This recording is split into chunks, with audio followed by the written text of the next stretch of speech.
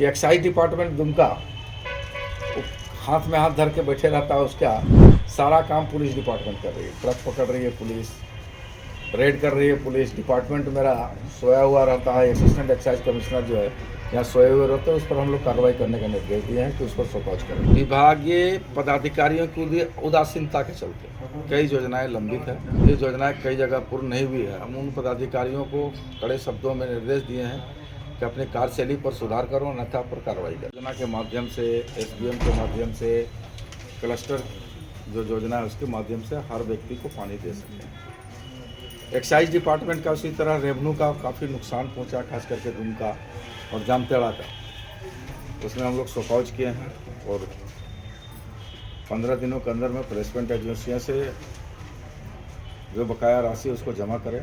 Over rating बंद करने का, जो कहीं अवैध शराबों का बिक्री हो रहा है, अवैध शराब का निर्माण हो रहा है, उन सब पर कार्रवाई करें, अन्यथा विधि संबद्ध कार्रवाई पदाधिकारियों पर करें। ये जब विभाग में क्या खामी मिली सर, जो क्या खामियां क्या मिली? कई योजनाएं पूर्ण होने की स्थिति में है, लेकिन विभागीय लापरवाही के चलते, पदाधिकारियों की लापरवाही के चलते योजना पूर्ण नहीं हो रही है और जनता सफ़र कर रही है। उस पर हम लोग कार्रवाई करने का निर्देश दिए कि अतिशीघ्र पूर्ण करो, अन्यथा आपके विरोध में विभागीय कार्रवाई शुरू करेंगे। गंगा का पानी जो आना था उसमें प्रोजेक्ट में लेट हो रहा है, वजह क्या? उसमें गंगा का पानी का आने का लेट आने का वजह है कि उसमें कई जगह एनओसी नहीं मिला है। 2-3 डिपार्टमेंट है कि आरसीडी डिपार्टमेंट से एनओसी लेना था, फॉरेस्ट से लेना था और एनएचआई से भी लेना था। तो फॉरेस्ट का प्रक्रियाधीन है, 2 जगहों से एनओसी मिल चुका है। एक फॉरेस्ट एनओसी लेना, फॉरेस्ट का एनओसी मिलने के साथ ही कार्य प्रारंभ हो जाएगा और हम समझते हैं कि अतिशीघ्र जनता को उस योजनाओं से लाभ मिलने लगेगा। एक्साइज में क्या खामियां पाई गई? एक्साइज में आप लोग देखते हैं कि एक चीज़, बड़ी चीज़ आप लोग भी देखे होंगे, आप लोग के अखबारों के माध्यम से भी हम पता चला है और अमूमन सुनने को भी मिला है कि एक्साइज डिपार्टमेंट दुमका हाथ में हाथ धर के बैठे रहता है, उसका सारा काम पुलिस डिपार्टमेंट कर रही है। ट्रक पकड़ रही है पुलिस, रेड कर रही है पुलिस। डिपार्टमेंट मेरा सोया हुआ रहता है, एक्साइज असिस्टेंट एक्साइज कमिश्नर जो है यहाँ सोए हुए रहते हैं, उस पर हम लोग कार्रवाई करने का निर्देश दिए हैं कि उस पर शोकॉज करें। सर, शराब नीति को लेकर क्या सरकार आगे कर रही है? जो बेहतर होगा उसके विकल्प का तलाश में हम लोग हैं। प्राइवेटीकरण वगैरह बेहतर विकल्प, राज्य का राजस्व को हम लोग कैसे बढ़ाएं, कैसे हम लोग 4000 करोड़ तक जाएं, 4500 करोड़ तक जाएं, उसका विकल्प के तलाश में है। हम लोग वेबसाइट पर लोड कर दिए हैं, आप लोग देख सकते हैं। और सुझाव भी हम लोग आम जनता से, पूरे राज्य की जनता से मांगे हैं कि बेहतर विकल्प क्या हो सकता है ताकि राजस्व बेहतर मिल सके। इस दिशा में सुझाव भी हम लोग मांगे हैं।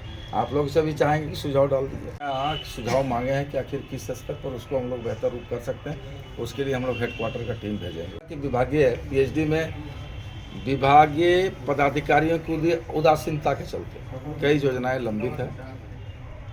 अगर उनकी उदासीनता वो नहीं बरतेंगे तो निश्चित तौर पर सरकार की महत्वाकांक्षी योजना आज लोगों को लाभ मिलना शुरू हो जाता। लेकिन विभागीय पदाधिकारियों की क्षेत्रीय कार्यालय में उदासीनता बरतने के चलते, लापरवाही बरतने के चलते ये योजनाएं कई जगह पूर्ण नहीं हुई है। हम उन पदाधिकारियों को कड़े शब्दों में निर्देश दिए हैं कि अपनी कार्यशैली पर सुधार करो, अन्यथा पर कार्रवाई करें। सर, हिजला जला सर ये बताया जाए कि मद्य निषेध में जो नियमावली आ रहा है 2025, क्या है ये नियम? बेहतर नियमावली हम अपने ओर से कह सकते हैं।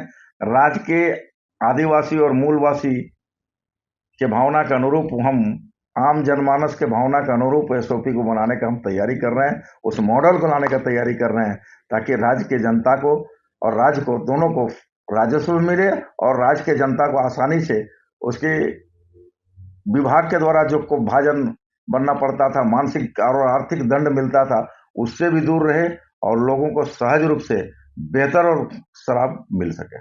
सर ये गोवा में जो फेनी मिलता है लीगलाइज है, उसी तरह जो झारखंड में है महुआ की दारू उस पर मैं काम कर रहा हूँ। हम एसओपी तैयार किए हुए हैं, सुझाव के रूप में माननीय मुख्यमंत्री जी पास भेजे, आदेश का इंतजार है। हम लोग डिस्कशन करेंगे, आप तब जाकर के अमली जामा पहनावेंगे और हमको लगता है कि बेहतर विकल्प है, इसलिए मुख्यमंत्री जी इसमें अतिशीघ्र हम लोग डिस्कशन करके आगे बढ़ने का काम इसके करेंगे। पीछे सोच क्या है? सोच क्या है? देखिए, 2 चीजें हैं, आप इसको बड़ी इसको नजदीक से आप समझिए। एक गांव में, सुदूरवर्ती क्षेत्र में, रूरल क्षेत्रों में अगर आप जाएंगे तो एक कुटीर उद्योग के रूप में विकसित हो चुका है।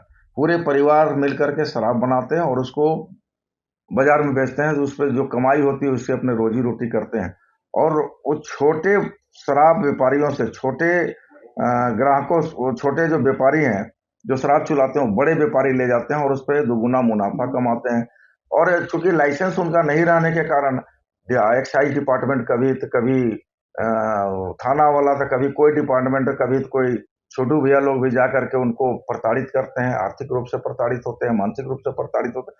हम चाहते हैं कि उससे राज्य के राजस्व को प्राप्ति हो, जिस तरह से गोवा में, जिस तरह से यूपी में एक मॉडल लाया गया और उसमें महुआ का नाम फेनी करके और राज्य के राजस्व को बढ़ाया जा रहा है और लोगों को कुटीर उद्योग से भी जोड़ा जा रहा है। सर, मद्य निषेध में इस बार क्या टारगेट रखा गया है और कैसे अचीव करेंगे? देखिए, टारगेट तो हम लोग तो चाहेंगे कि 3500 4000 करोड़ में जाए। राज्य की जो जरूरतें हैं उसको पूरा करने के लिए मद्य निषेध विभाग भी एक बड़ा विभाग है कि राज्य के राजस्व को उसको एड दे सके। कहते कि मुख्यमंत्री जी का निर्देश है कि ज्यादा से ज्यादा राजस्व का उगाही किया जाए। नहीं तो मुख्यमंत्री जी का निर्देश नहीं, तो आम जनमानस का। और आप पत्रकार, आप भी एक लोकतंत्र के स्तंभ होने के बावजूद एक आप हमारे राज्य के एक अंग है, नागरिक हैं। अगर राज्य में राजस्व की प्राप्ति होगी तो निश्चित तौर पर विकास की गति को आगे बढ़ाया जाएगा। इसलिए सब कुछ तो राजस्व ही है, राजस्व के बिना सब अंधेरा है। कहीं कोई किंतु परंतु नहीं है। देखिए, नल जल योजना का जो मॉडल है और जो एसओपी है, उसमें 50% केंद्रांश है, 50% राज्यांश है। यानी अगर 100 रुपया है योजना का खर्च, तो 50 रुपया केंद्र देगा, 50 रुपया राज्य सरकार देगा। ये टोटल 22,000 करोड़ की प्रोजेक्ट थी, ये पूरे नल जल योजना पूरे राज्य में, जिसमें 11,000 करोड़ रुपया अभी तक मिला है। और 11,000 खर्च होने के उपरांत आज मार्च 2024 से लेके अब तक 1 रुपया नहीं केंद्रांश मिला है। और हिसाब किताब पन्ना पलटने पर यह दिखाई पड़ता है कि केंद्रांश 6500 करोड़ रुपये हमको केंद्र से लेना है। और जब केंद्रांश हमको 6500 करोड़ मिलेगा, तब जाकर के राज्य सरकार राज्यांश के रूप में हमको 6500 करोड़ देगी। जो पैसा नहीं मिलने के कारण आज योजनाएं लंबित है, पेंडिंग है। 2014 का ही नल जल योजना जो है 2024 में ही पूर्ण होना था, अब उसको टाइम बढ़ा के केंद्र 28 तक कर दिया गया है। तो हम लोग उस पर विचार मंथन कर रहे हैं, बेहतर ढूंढने का प्रयास कर रहे हैं। जो योजनाएं 90% 95% पूर्ण हो चुकी है, उन योजनाओं को हम लोग देख रहे हैं, उन योजनाओं को हम लोग सर्वे करा करके राज्यांश के से पैसे से उस योजनाओं को पूरा कराने का काम करें, ताकि जनता को सुलभ रूप से पानी मिल सके। ये जो केंद्रांश है, इसको लेने के लिए क्या पहल किया जाए? देखिए, केंद्रांश के लिए हम लोग कोई कोर कसर नहीं छोड़े हैं। माननीय मुख्यमंत्री जी हों या फिर मेरे विभागीय सचिव हों या मैं खुद हूं, मैं तो कह रहा हूं कि आपको बता दे रहा हूं कि मेल मैं जल शक्ति मंत्री केंद्र पर मैं किया हूं कि 17, 18, 19, 20 त्रैमाम संदेश भेजे हैं कि हमको इस 4 दिन में आप अपने सुविधा अनुसार हमको समय दीजिए। मैं याचना करूंगा, अनुनय करेंगे, विनय करेंगे, हाथ जोड़ेंगे कि केंद्रांश जो 6500 रुपये बकाया वो हमको दें, ताकि राज्य में जो जलापूर्ति योजनाएं बंद पड़ी है, जो लंबित है, जो खटाई में पड़ गया है, उन योजनाओं को पूरा कर सकें। और इसके लिए माननीय मुख्यमंत्री जी ने भी चिट्ठी लिखा, केंद्रीय जल शक्ति मंत्री को भी माननीय मुख्यमंत्री जी ने भी चिट्ठी लिखा है, लेकिन अभी तक कोई जवाब नहीं आया है। तो हम लोग उम्मीद रखते हैं कि अतिशीघ्र केंद्र का ध्यान झारखंड की ओर आएगा और केंद्रांश मिलेगा और राज्य में जो नल जल योजना है उसको हकीकत में बदलने का प्रयास काम करेंगे।